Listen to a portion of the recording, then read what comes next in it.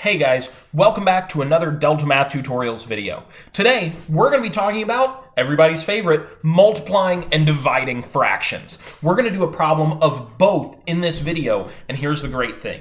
You are going to realize it is so much easier than you think it is. I love multiplying and dividing fractions because it takes no time at all. So, let's jump right in here.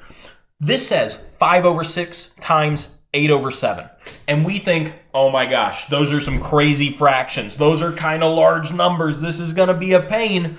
But it's not. Because multiplying fractions only asks us to multiply the numbers in the numerator and the numbers in the denominator. They multiply straight across. So let's do it. 5 times 8. I use this little arrow to envision it in my mind. It's like going straight across the fraction, right? So 5 times 8. Well, what's that going to make? 5 times 8 is 40, right? Yeah, that's 40. And then we do the same thing in the bottom of this fraction. 6 times 7. Well, 6 times 7, that's 42. Look at this. We're pretty much done. But we got one little thing, right? That one little thing says, okay, reduce the answer entirely. Well, let's make sure we do that. 40 over 42. Both of them are divisible by something, right? They both have something in common. And I know you already know what that number is. They are both divisible by 2. So let's take that out of them. Divide them both by 2.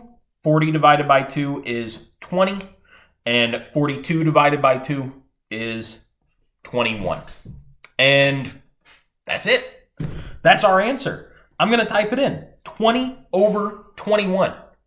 So let's do that real quick. I'm going to take my screenwriting down. I'm going to type this in. Now don't forget, when you're typing a fraction on DeltaMath, you use the backslash button to put that fraction in there. And, oh, there we go. We got it right. Look, they did the same thing as us. They were just like, guys, take 5 times 8 and 6 times 7. That's it. Because really, that's all there is to multiplying fractions. Okay, let's check out one of these division problems. And here we go. We got one. And I know what you're thinking here. You're thinking, okay, that multiplying wasn't too bad. But look at this. This looks insane. This is a fraction and another fraction in a fraction. But it's not that bad.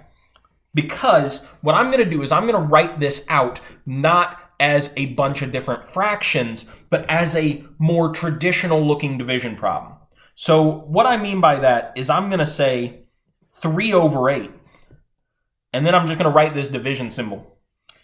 Divided by 5 over 4. That looks a lot nicer, doesn't it? You know, it's not this huge column of numbers. So let's try this out.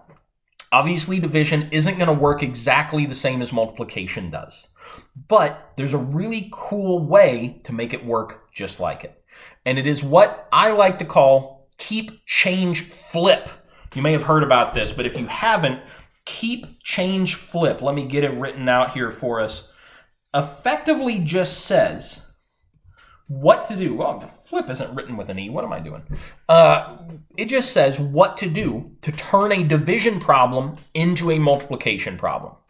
We look at the first number and we keep it the same. Hence, the keep, right? So I'm going to keep it the same. 3 over 8. We look at the second part, that division sign, and we change it to a multiplication sign. So times, I'm going to put a little multiplication dot there. And then we look at that last part, that 5 over 4, and we flip. We turn it upside down. We make the reciprocal, to use a fancy mathematical term. We make it 4 over 5. So we turned that division problem into a multiplication problem by just using this keep, change, flip process. So let's actually multiply these. I'm going to rewrite it over here just to kind of clean things up a little bit. I know I got a bunch of scattered writing over on the other side of the screen. And, oh goodness, it's off screen. There we go. So let's multiply straight across, just like we did in multiplication. Because now it's a multiplication problem. We can just multiply straight across, right? So 3 times 4. All right, well, that gets us 12. And then 8 times 5. That gets us 40. And hey, I'm feeling good about this so far, right? I'm feeling good about this. You know, all we have to do now is this last part, just like last time, it says reduce the answer entirely. So how do we do that? How do we take 12 over 40 and reduce it? Well, yet again, just like the previous problem, they have something in common, something where they're both divisible by. Now, we could spend a while toiling over this and thinking a bunch of factors, but I'm going to help us out. It's 4, right? 12 and 40 are both divisible by 4. So let's do that. Divide 12 by 4, divide 40 by 4. 12 divided by 4 is 3, and 40 divided by 4 is 10. So 3 over 10, that's our answer. Now, this felt like a lot of work. I'll be real. It felt like a lot of work. I know you're looking at this and you're like, oh, he said it was going to be so easy. But that felt like, look at all this writing. We were just trying to explain it, right? We were trying to go through every step. If you do this a couple of times, you may have to check out the video, maybe watch it again, make sure you get down this keep, change, flip process. But once you try it out 2 or 3 times, you're going to get this down and it is going to come just like that to you, right? It was off screen, but I snapped. It's going to be real quick.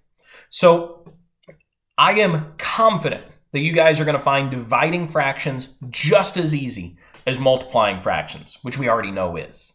So if you have any questions about this process, please do let me know down in the comments.